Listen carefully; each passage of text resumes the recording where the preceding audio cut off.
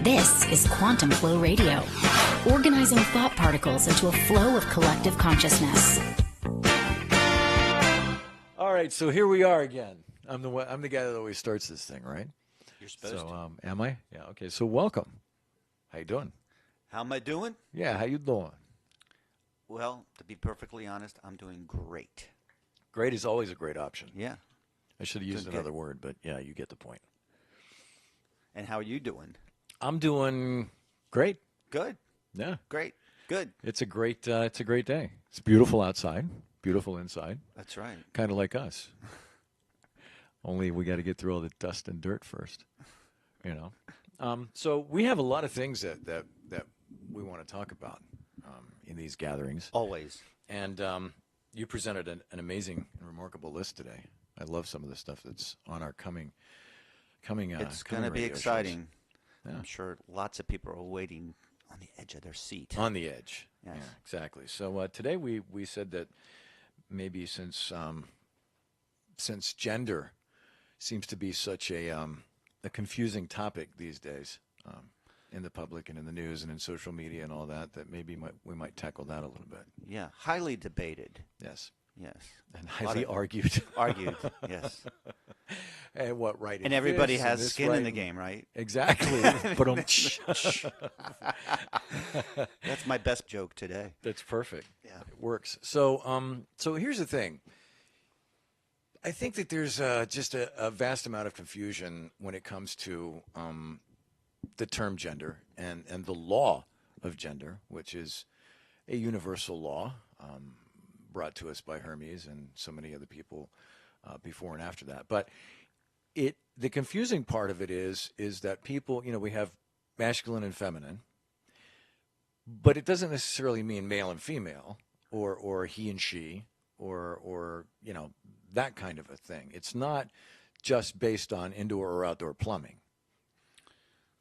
It goes deeper than that. Yes. Yeah. Much deeper than that. So that's, I think, You bring about a good starting point because we can look at somebody and they have physical attributes. Yes. And we can put them in male, female, mm-hmm. or other, Yeah. Sure. and or both in some cases. and then you have the internal, which you can't see. Mm-hmm. People relate to a certain male, female gender. Yeah. And then you have... I was trying to use a different word than gender, but I'm not sure I what else know, is it's kind of there. hard to find Yeah, another it's word. kind of hard Yeah. to find another word. And yeah. then you have, on a philosophical and spiritual level, you have the creative properties of masculine and feminine, which don't have anything to do with physical properties of, guy and girl. Right. And so that's where a lot of the confusion comes along, especially when we look at ancient writings and some of the wisdom from all the ages. Thank you, Manly Hall. Mm-hmm. And looking back on all that, so many people have confused the explanations in the ancient writings of these incredibly powerful and brilliant philosophers to be talking about man and woman, or guy and girl, or male and female, Right. when they're not particularly talking about that. When they, for example, when we look at mind, so on the level of mind, the conscious mind has always been considered to be the masculine role of mind, Mm-hmm. and the subconscious mind being the feminine role of mind. That being that the masculine thought of conscious thought It's would kind of then the dominant. right would be then impregnating into the subconscious mind, and the subconscious mind would then birth the child of that thought. Wow. And so That's deep. yeah. So on that level of mind, it's very interesting because you have to have a masculine, you have to have the feminine, and it has to create. A thought just doesn't go away. So something needs to be brought forth, and that bringing forth is something that the subconscious does, because the subconscious doesn't care about any judgment or what's right and wrong, good or bad, or anything like that. It just says, Just is. yeah, your wish is my command, and whatever you implant into that, much like a garden or a Garden of Eden, then that's what is brought forth. Right. You plant, an oak seed, and you get an oak tree, you see. And so whatever thought we're putting into the subconscious mind consciously is brought forth in that form into matter. And that is just fascinating to me. It Absolutely, really is. Yeah. And this is what they spoke of hundreds, thousands of years ago, when they were talking about masculine and feminine properties of things. The Father, God, the Almighty is a masculine label, but there was also the goddess before the god in ancient literature. And then you have Sophia, which means, it's a Greek word for wisdom, which also is a female consort of God, looking back, among the ancients. So, these properties, these genders are actually properties and creative properties, because we are all co-creators here. Well, the question that comes to my mind is, what's the difference? Our chromosomes are slightly different. Just that single, one little isolated thing. Yeah, and it's a physical isolation. Yeah, see, because spiritually and philosophically, each of us is masculine and feminine. We have both properties within. See, even when you go back, like we were saying among the ancients, you could even go back to Bible and Genesis and look and see, how things were explained that way. But on a metaphysical level, when you say that, when you look there and it says, Eve was the mother of all living. Well, how is that possible? How could Eve bring forth tigers and lions and bears and cockroaches and flies and things like that? So, but when you look at, on a deeper level, what they were saying, Eve is a Hebrew name and word, which is identical to the Greek word of Zoe or Zoe, and they both, Eve and Zoe, mean life. So when you say life is the mother of all living, then all of a sudden it makes much more sense, because life, we always say, it's my life, and Billy Joel said, go ahead with your own life, leave mine alone. But in reality, there is only life. It's not my life. It's not your life. It's life. Just like it's not my air and your air, but it's air. And life with a capital L is that animating source for all of us, and it contains both masculine and feminine properties. Right. And then you've covered Eve, so I guess Adam being the first man, some would think that might equate to atom, like the little particles that were made. Yeah. But then again, it has Adam being in the Bible. Yeah, but it also it specifically deals with matter and form, because Adam, it's like the biblically speaking, comes right, from Adama, which is a Hebrew word. It means clay or red clay or earth. So which you can mold. Right. Into. So we're clearly talking about masculine and feminine when we talk about Adam and Eve. We're talking about gender and properties and the creative factor. And each one of us, as I mentioned before, we are all co-creators here. And every thought we have, every blip of a thought must come forth in form. The original creation or creator, some would argue and say it's feminine, and that the male aspect kind of came in and wanted to dominate, I guess, at some point. But our true calling, our original calling, is a feminine-based thing. Absolutely. This is, we call it Mother Earth. Right, and for a reason. Well, yeah.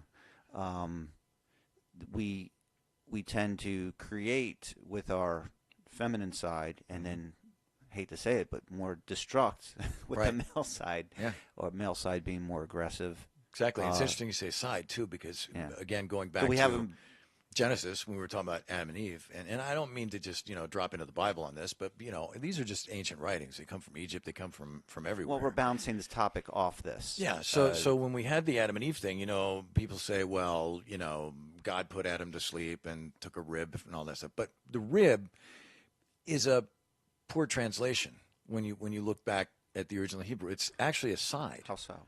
It's a side.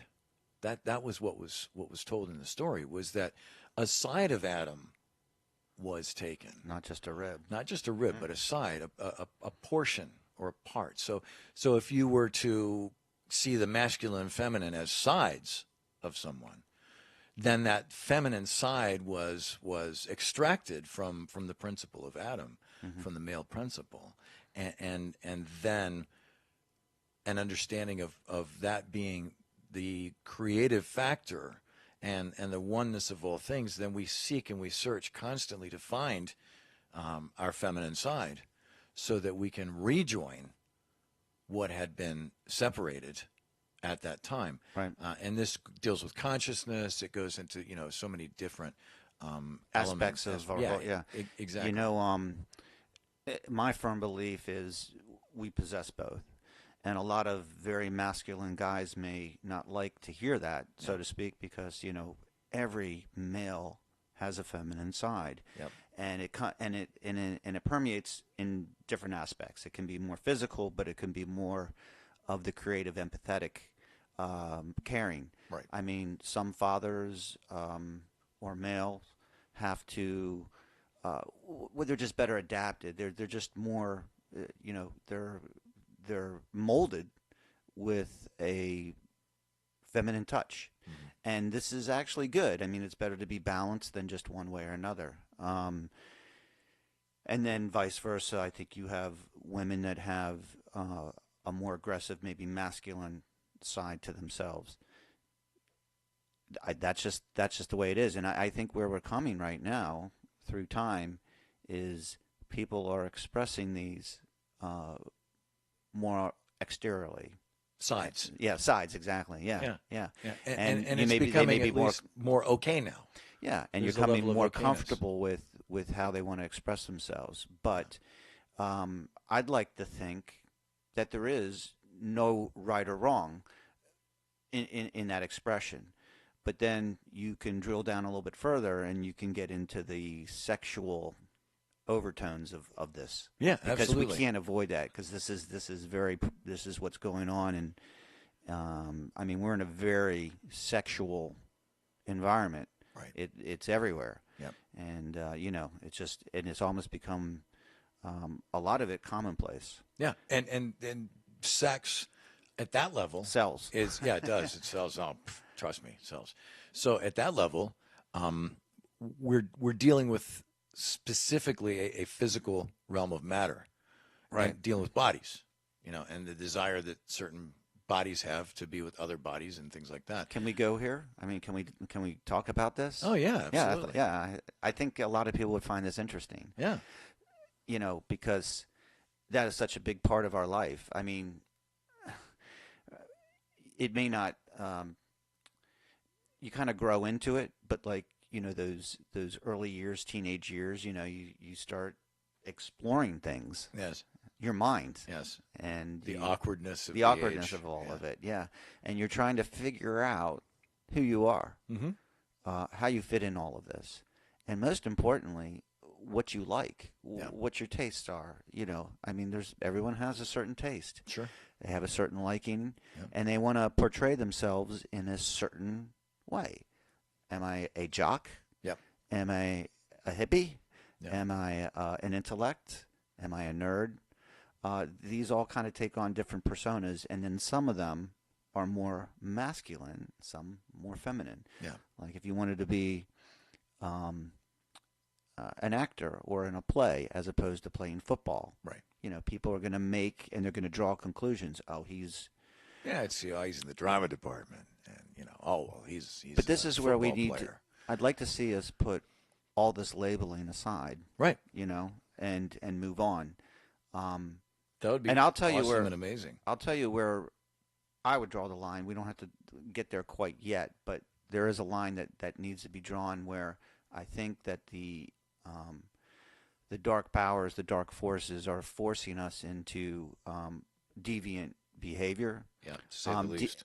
And deviant sexual. And we both know what we're talking about here. Exactly, yeah. And so I'm not here going to sit here and say, well, I condone that, because I think that there's something like we were put here to do certain things. And if you kind of like put your hand in the cookie jar too much, you got to watch yourself.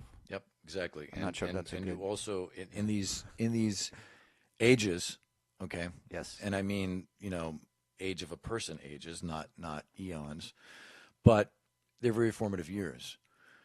And it's difficult enough trying to figure out who I am as I'm growing without having to be concerned about who everybody thinks I am or who everybody says I am. Right. And, we are collectively nothing but what we've heard, seen, tasted, smelled, been told. I mean, this is just who we are at this point. In this reality, you are kind of pigeonholed to all of that. Yep. And a lot of it comes from external forces. Yes. People telling us Yep. who we are. Yeah. Teachers, parents. Forcing us into certain mindsets. Yeah. And if that doesn't gel, if that doesn't vibrate with where we are, it creates a huge problem. And kids have enough trouble without having to add that to it. And then you deal with suppression and ultimately depression. And, it becomes a very huge issue when it really didn't have to be, if everything would just be as it is.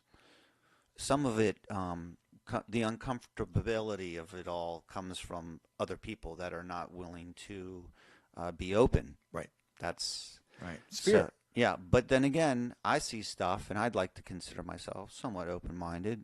Hey, if you want to do that, that's fine, as long as you're not hurting anybody else. Right. But we were put here for a reason, and we certainly understand that in order for us to survive, we need to procreate. Yes. So that needs to happen. Yeah. You can't have everybody not. Yeah. But you can't have everybody. Yeah, the race must continue. The race has to continue. And I think that the grand scheme Notice of it's things, a race. Yeah, always a race, right? A rat race. But I think that the balance, the universal balance of all things, will provide.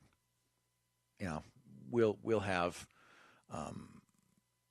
just like with stuff, with food, with water, things like this. There's always enough. We just are not distributing properly. We are stuck on this fear of lack in so many different arenas in our lives, and really, there's more surplus than there is lack.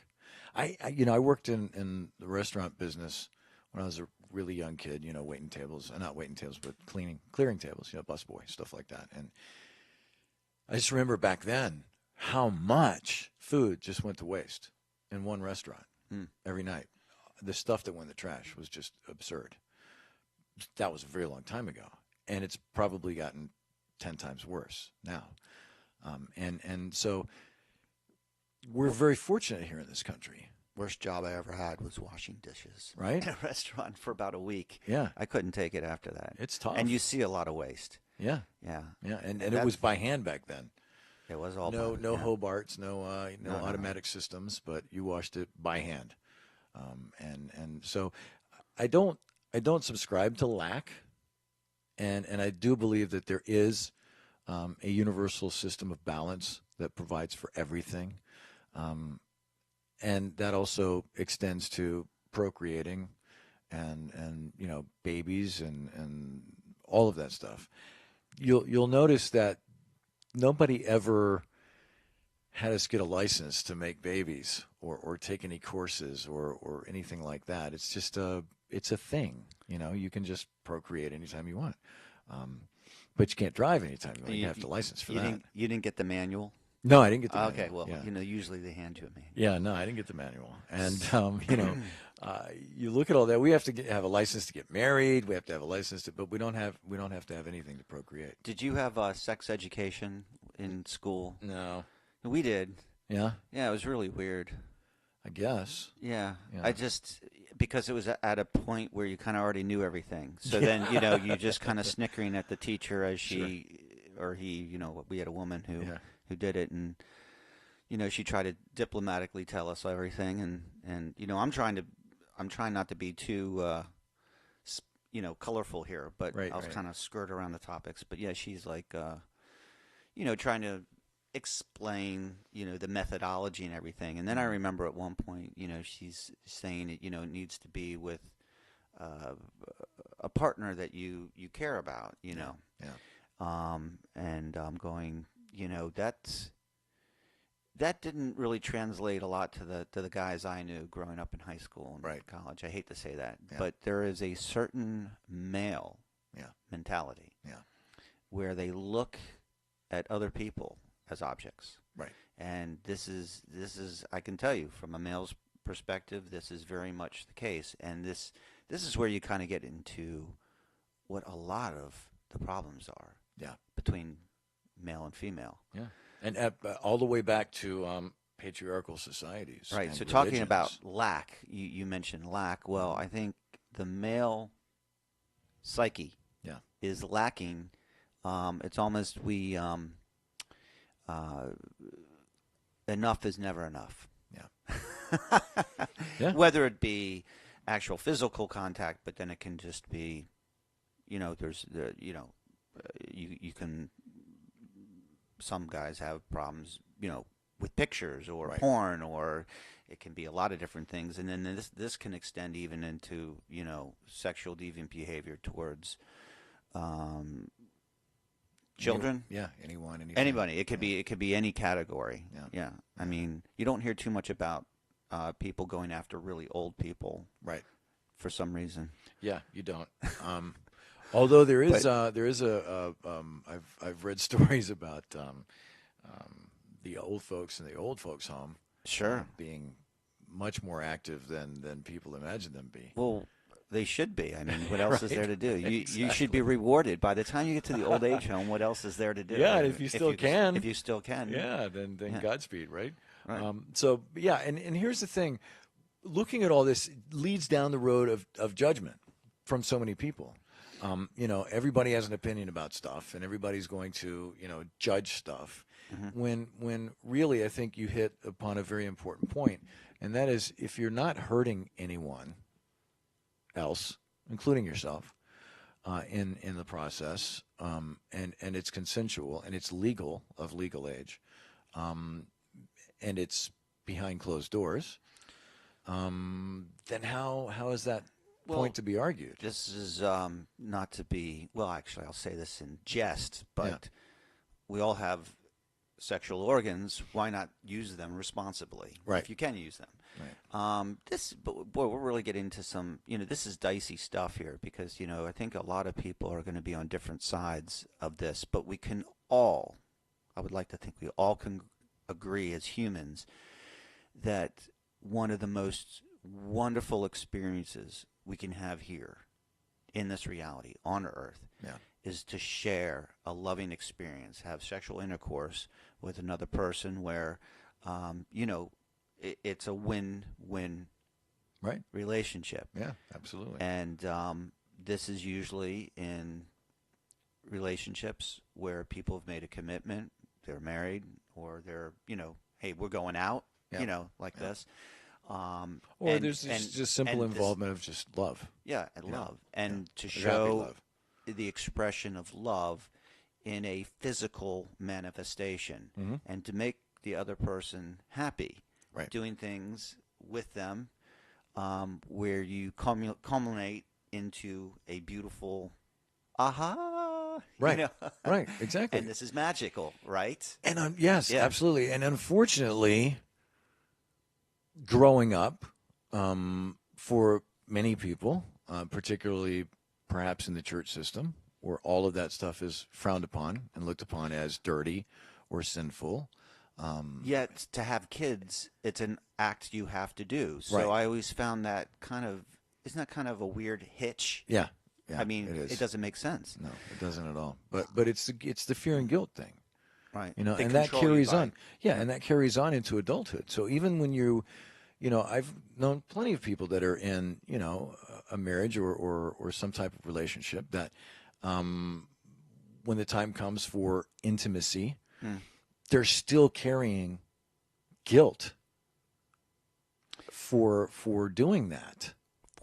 And for past relationships possibly too. Sure. Yeah. Thinking like sometimes people carry baggage, with them to the next relationship.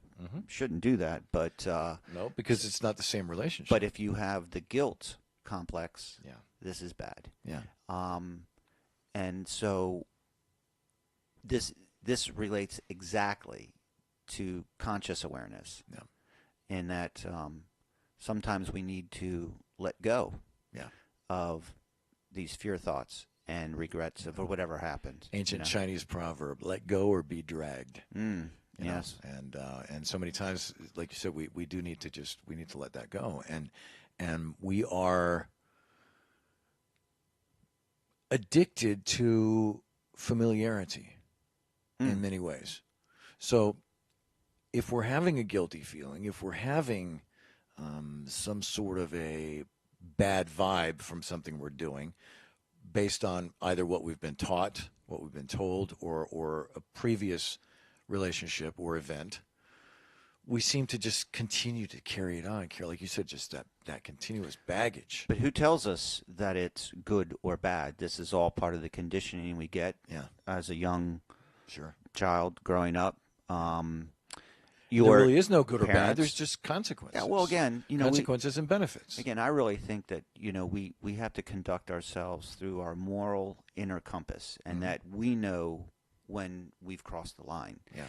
And as a male, we've all been in that awkward position where we may see somebody very attractive, and we approach them, and we're encroaching on their area. Yeah. And we know that maybe we've crossed the line. We tend to want to see how that other person reacts, whether they're going to be accepting or rejecting of our, of our offer. Right. But this is where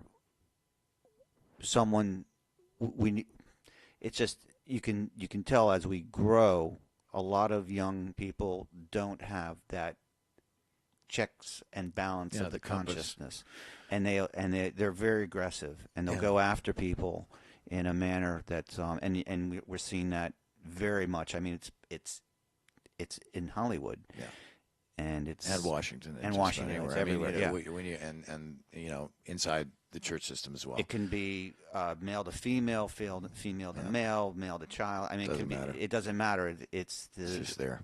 It's the sexuality that's and why is that so? Why is it so evident everywhere? Maybe because at the basic level of everything, we're all animals. Yeah. I mean, I know that's harsh, but we are. I mean, we eat stuff, we drink stuff, we go number one, we go number two. I mean, the basic, very foundation of what we are animals. But it's our consciousness or our awareness and our reasoning that helps supposedly to help lift us out of that mode. But aren't we always trying to get away with stuff, even as kids? Mom or dad says, don't do that. And we just keep pushing. We push a little more. We push a little more, and then we're told no, but we push a little no. I mean, somebody once told me that for every yes we hear in our lives, we get 25 no's. Sure. Well, that's the way a lot of people go about relationships. Just keep pushing. Yeah. Well, they if just you keep push pushing, hard enough, but they figure they'll just give in. They're not understanding.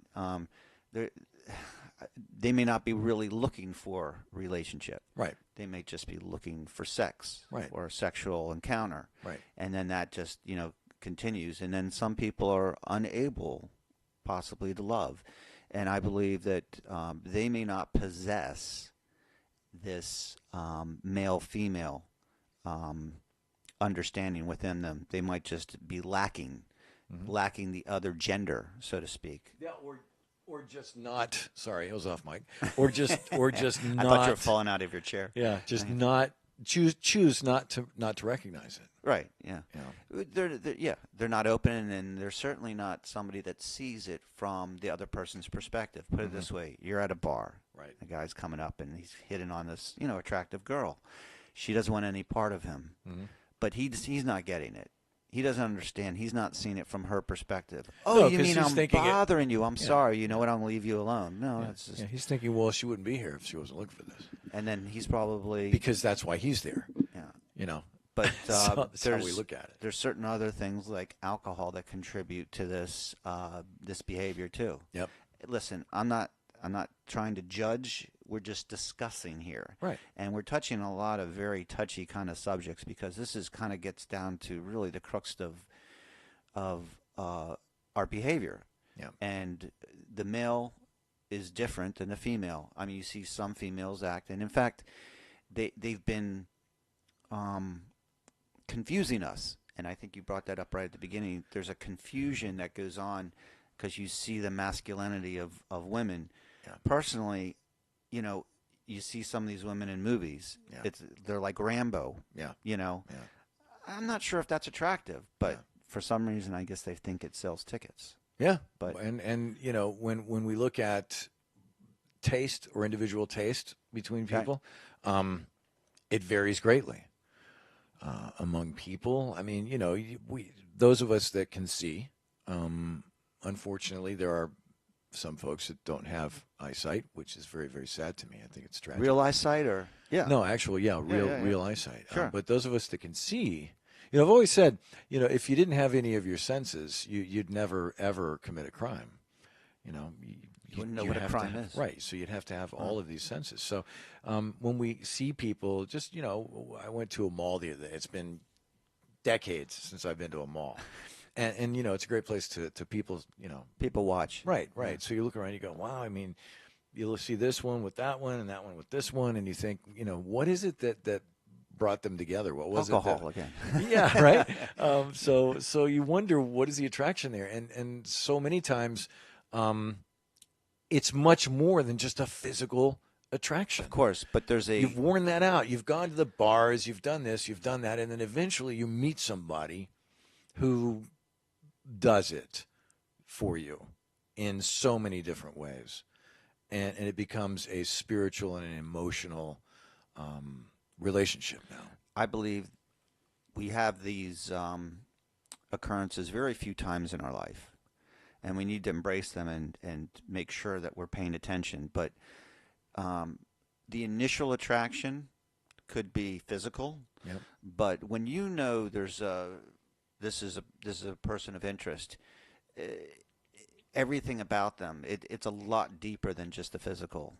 They may have pretty eyes or whatever, nice hair, but what it comes down to is the attraction immediately becomes on a deeper, much more profound level. And it's like this person almost kind of, I hate to use that soulmate, whatever, but they just resonate with you. And you can have friendships or whatever with the same sex, just like this. You can run into somebody and say, this guy is just such a, hey, I can get along with this person. Yeah. Somehow the vibration that you're streaming your at, tribe, right? It syncs up with these other people. It does. And, not even just from the standpoint of for example, Mary and I have a lot of things in common. But sometimes a spectacular relationship is when two people don't have anything in common, and they come together and bring to each other what the other doesn't have. And that's a very interesting situation too, and also an attraction. I mean, people are attracted to someone who has something to offer that they don't necessarily have. Yeah, I would think, in the past, I would think that there's always some sort of formula, but you know what? I don't think there is. No. I just think it's just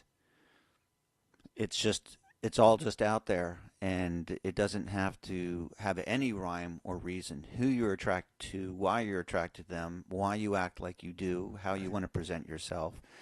And this is part of the experience. This is the beautiful thing about it. You know, you don't realize, but you really can be whatever you want, and you can put out whatever vibe you want and try to attract, you know, ultimately whoever you think that you want to be around. But this is all. I think we strive through our life, and I think too many people spend too much time being with people that they don't sync up with, and they're miserable. Yeah, and they're not happy. And of course they've been told, well, just deal with it. Well, there's things. It's life. You have kids. Yeah. You get a house together. All that, you know. Yeah. But ultimately, you shouldn't. This is not marriage advice, but if you're not happy, you need to look at that. Right. Because especially if you're both not happy. Yeah, especially, yeah. And you know, looking at all of this, you know, we started off talking about gender and relationships and things like that, and then also we went into the spiritual and philosophical side of these things. And so many times, because of what we've been raised with and what we've been told growing up, you know, there's things like, you know, hey, men don't cry.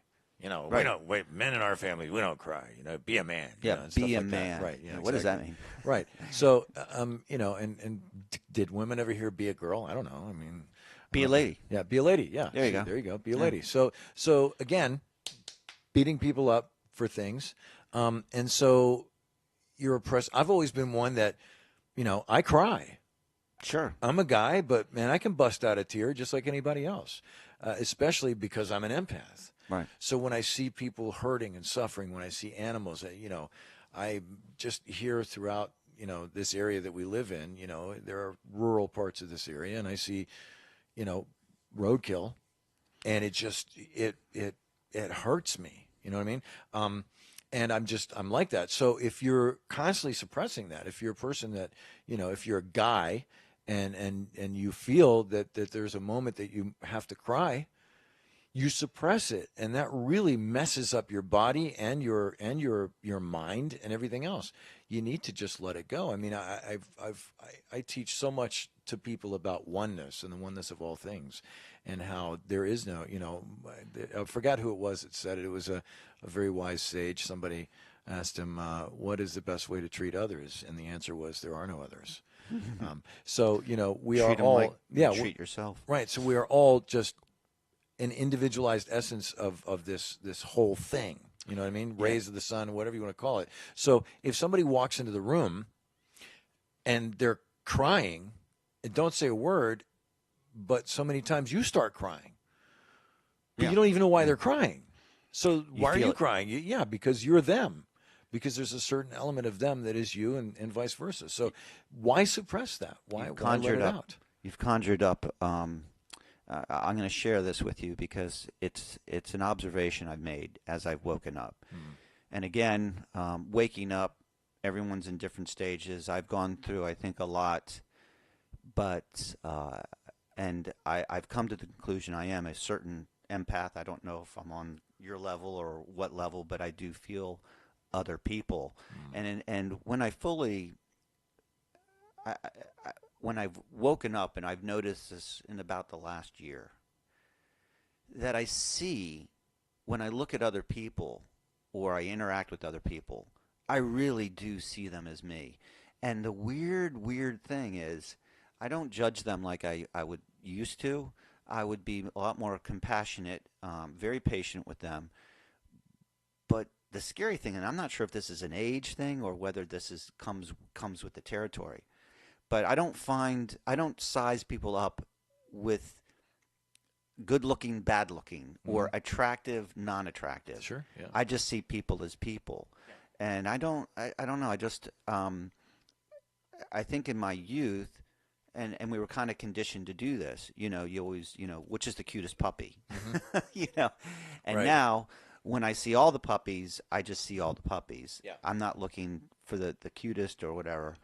They all have something to offer. They all bring something to the to the equation. And have you noticed that in that process of awakening to those facts and to not to not be judgmental, to not be mindful of those things in others, you also find that you're not judgmental or mindful of those things in yourself anymore. Exactly, and that is the letting go, because the things that I would look at in other people that I was most critical were the things probably I didn't necessarily like about myself. Yeah. And that can be just, you can take the whole gamut. Yeah, But- because to see in someone else something, you first have to have knowledge of it. Right. Otherwise, you wouldn't even recognize it. Right. And what I realized is other people really aren't paying attention. Yeah. To your idiosyncrasies, so you can just let it go. You don't have to worry about it. Yeah. So in that regard, just stop sizing up other people, Sure, and then sizing up yourself, and you you're- stop beating yourself up. You're much like I am when you look at other people. I think we both have the ability to see their pain, not specifically what kind of pain it is. And I'm not talking about just physical pain. I'm just talking about the eyes are the windows to the soul. So, Exactly. when you catch, a direct look at someone's eyes, there's a lot of information there. Yeah, and the windows are the eyes to the soul, and they tell you where that person is, and somehow you can pick up on that. Most people may not pay attention; they're too consumed with themselves. Yeah, me. And here's the rub. In order to really care about yourself, stop caring about yourself. Look at others, and then seeing the relationship there, and then when you fully understand about everyone else being that extension of you, then you can come back to yourself. Somebody once said, do you want to get, then give. Yeah, Exactly. And yeah. I think it's interesting because I think it was Confucius said some 500 years before Jesus said something to the effect of do unto yourself as you would have others do unto you, or something like that. No, that's not very in famous. that English language, but the golden rule really is do unto others as you would have them do unto you. So it's interesting because Confucius said it one way, and then the Jesus of Christianity comes along and says it another way, understanding the law of attraction, understanding what was taught in the ancient mystery schools, understanding the placement of seeds, and that if you do unto others first as you would have them do unto you, Right. you're planting that seed. You're creating, you're putting that thought, that action into something that will not return void. It's like an echo. If you stand in the Grand Canyon and yell out, somebody's name, let's say Jamie, it's not going to come back as Andrew. It's going to come back Jamie, Right. So it's an understanding of universal law that what you do for someone else will come back to you eventually. It's not the reason you do it. No, yeah, exactly. It's Right. not. It should just be your true natural calling. It should just be effortless. and it feels better. Well, it does, and especially every day that you just go out to embrace the world, you just feel like you're more in sync, Yeah. more comfortable. Sure. To get to the point where something is not bothering you Yeah, is a beautiful place. it really is. It's tough to do, and wow, I mean, there's always something. It's a life goal, though, isn't it? It's a life goal. We certainly achieve. And like when you asked me how I was doing, I mean, I really feel great. I mean, But you planted that seed, even if you weren't feeling great. That's what you wanted to feel. well, that's the spin I'm putting on it. But there is no spin, you know. I am trying to be genuine, or I am being genuine, because I don't seek nearly what I did in the past. I would, I was the seeker. Yeah. Now I'm the thanker. It's a huge difference. And I showed you that that video the other day that was just a smack in the head for me, because Right. it Oh, I talked really like about- that. Who was that again? That was Jesse Elder. Yeah, Jesse Elder. Yeah, and it's talking about these things that we believe will make us happy. If I have a Right. nicer house, or if I have a nicer car, or a new suit, or whatever it might be. What we really want is how that stuff makes us feel. Yeah. It's really not the stuff. The stuff's nice, and it'll come in time. That's fine. The feeling you get. But that's the goal. That's what we really Right. want. We want that feeling, And that was just a smack in the head for me, because that was just laying it down the way it really is, and you don't really just see it that way. You think, wow, because I like classic cars, I like music, I like so many different things, and books and such. And wow, if I only had that and I only had this. But it's true. What I'm really looking for at a much deeper level is how I feel and how that stuff makes me feel, or that thing or whatever it might be, And that includes so many different feelings, and we go back to the whole gender thing, because I look at kids in different ways, and many times it might be incorrect in that I might see a kid as annoying, or I might go to a restaurant and all these kids are running around and, chasing each other and playing like it's, Chuck E. Cheese or something, and I'm trying to have a nice dinner. And then I see kids that are just sitting there in quiet solitude, maybe caught up in a little game they're playing on the desk or whatever. And they're all so different, okay? But I noticed that my opinion is also very different, based upon their actions and their behaviors. And it really shouldn't be, and I catch myself in that place. But then I look at it and I go, okay, well, the little girls did this and the little boys did that, and, but they're just really kids. Well, you know what? Hey, you're human, and I'll tell you something else about yourself, which is probably true about everybody. Notice how I got really quiet when you said, I'll tell you something about yourself. We just go, everyone goes through the same motions and same thought processes and everything else. Yeah. I mean, this is unavoidable. You do not need to be apologetic. I mean, it's funny how your own kids can be wonderful and other people's kids aren't, right. Or maybe vice versa. Who knows? Yeah. I was just thinking about that the other day, how, sometimes I'll run into, I do some teaching lessons, and the parents will come and they'll bring their kid and they'll tell me that the kid is a math genius or just, practically a Rhodes Scholar at the age of 8. It's just funny. But it's nice, though. It's endearing to see the parents care so much about their child. It is. Rather it be that way than uncaring. Yeah. So which is it's the just case for so many. So these are charming attributes that we all have, and we all, in a way, we all fall short.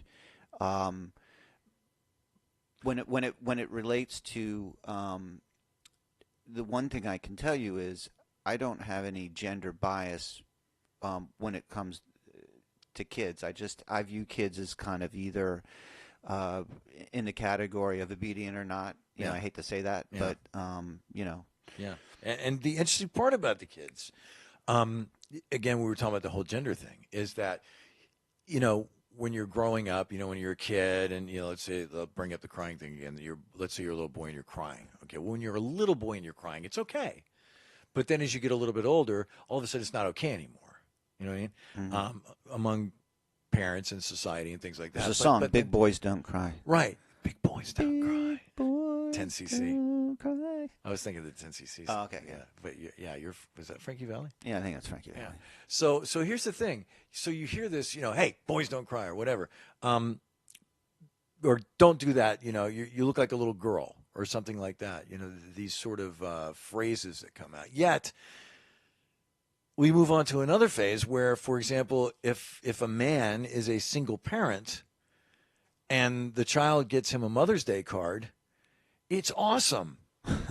It's fully acceptable to say, oh, this is great because I'm your mom and I'm your dad. Yeah. You know what I mean? So where is it that we are confused with all that stuff? Because wouldn't it be easier, like we were talking about with Adam and Eve and both the feminine side and masculine side, and I don't mean physically, I mean spiritually, philosophically, mentally, having both sets. Wow, I popped that P. Both sets of emotions completes you. See, that's what a spiritual wedding is all about. It's about the masculine and feminine joining and becoming one. So now you have full power in all that you do. Totally agree, and I think that's really where we're headed. All these experiences that we're going through, good or bad, indifferent, however you want to categorize it. Yeah. But I think they're supposed to bring us to a point where we can dwell in being both feminine and masculine. In fact, where gender almost kind of just goes away and doesn't have any meaning, and we are just it. Yeah. And isn't it funny how so the separation is it's non-existent. You know? That rejoining of what was, and it comes at the highest spiritual level, I believe. Yeah. Sometimes we have to go through earthly experiences where a male has to do, it's a shame to say, oh, there's male and female things you have to do. But a guy can't have a baby. Right. Yep. But there's not much, I guess, a woman can't do. No. Right? No, they got us on that. Yeah, they got us on that. So, But the fact is that there's a nurturing process. There's an inner loving that's different from a male and from a female. We provide different things. Absolutely. Sometimes we seek different things, but to get to the point, a real true point where you can provide everything on the highest spiritual level. Yeah. Male, female, all the good stuff from both aspects. Yeah. That would be special. That's the divine union. That's the oneness of yourself, that you're able to bring all of those elements, together. So how does one go about that? Is there any special, all I can tell you is to be awake and be open and go through life wishing and wanting just to be the best you can. Yeah, and opening up a whole new world of emotions to yourself that you've suppressed over the years. Life isn't, if you're a guy, life isn't all about, smashing a beer can on your forehead and beating your chest. There are other things that are very important. There is, you go to the hospital. I know that when my dad was in rehab, the hospital that he was in was not just a rehab hospital, but it was also an extended care facility, and it was a retirement home, and it was a section there where people needed full-time care. They were unable to care for themselves anymore, and I got to a point where I just couldn't go there anymore. I couldn't go see him because it just broke me down to see these people at this point in their life, at this final stage, and having to go out this way. For me and my extended emotions and being, again, empathetic with people was just breaking me down to the point where I just couldn't do it anymore. I just couldn't handle it. It was too strong. And I think that, and I'm not tooting my own horn here, but I think that when you get to a point where you're not just smashing beer cans on your head and pounding your chest, and you see someone that's, incapacitated, or someone who's their body's falling apart from cancer or whatever it might be, and you actually have strong emotions and feelings and compassion for these people, I think that that's a big step in the right direction for that awakening. Yeah. I'd like to see a point where we can definitely set aside the gender so-called difference, and where there, I see a lot of movements nowadays. The Me Too movement. Yeah, it's sure, very valid. It's a valid, but scary. Then again, it's a shame we have to have that. You see what I'm saying? Sure. I'd rather aspire to a point where you don't need it anymore. Yeah. We've gotten it. We figured it out. Yeah. And we don't have to do all this division, and it's and separation, and it comes at I think it comes at a great cost. And I really believe this is kind of like one of my last thoughts on this. Some of it is brought on, kind of conjured on, prodded on by certain groups that want to divide us. Sure. So I don't think we're nearly as bad or dire as maybe we're being told. Yeah. And somehow they want to convince us that male is a threat to female. Yeah. Yeah. Well, it's coming from millennia of patriarchal societies. James Brown said it best. It's a man's world, and I'm sorry, but fact is fact, and that's just the way it is. It's not the way it should be. No, and I think that this is the time period we're going through. I think when we the whole humanity, the mass of people wake up, we will dwell in a more feminine state. And Yes. it won't be as aggressive. It won't be as masculine. It won't be flexing the muscles, or because this is really the crux of most of all the wars. There we go. We know. I mean, come on. Women would be much slower to go to war. Exactly, and they go, hey, well, let's see. We're wasting all this money. Mm-hmm. Let's paint the house instead. Right. That's it. That's just an analogy. Right.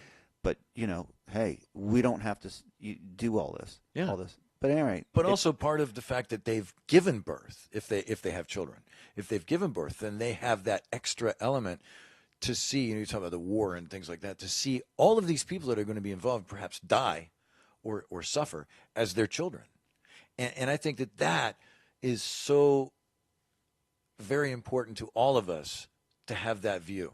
Right. To say, okay, well, all of these people are our children too. And if you see a woman or a man, but if you see a woman who's very aggressive, beyond the point of like, hey, that this is going to do harm to other people. These people, male, female, whatever, they have a psychopathic kind of, or they have a deficiency, maybe a deficiency in love or empath. Sure.